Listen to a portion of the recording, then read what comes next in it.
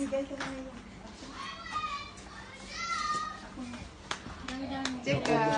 Chika.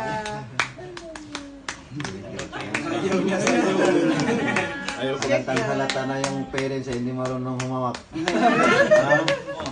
Mamay may bigla magkuha na. Okay. Dali mo na sa pango. Ubus mo na lang niya. Masalah. Lahat daw na Lahat yan, Ninong. nagbibigay. Naggupit.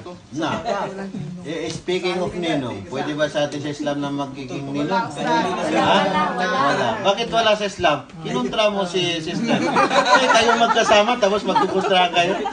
Baka masira na yung kapatiran niya. Ha? Hindi niya alam.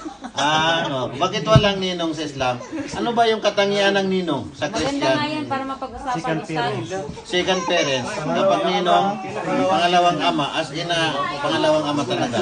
Hindi niya pwedeng pakasalan ng bata. Yung anak niya, hindi rin niya pwedeng pakasalan ng bata kasi parang kapatid niya, parang anak niya. Okay? So, ibig sabihin, kaya hindi pwede ang ninong kasi ginawa mong haram yung halal. Yung ama at saka yung ina, iisa lang yan. Hindi pwede dalawang tatay, tatlong tatay. Kaya, ano rin siya. Tingnan niyo. Dami, no? Dami magbibigay.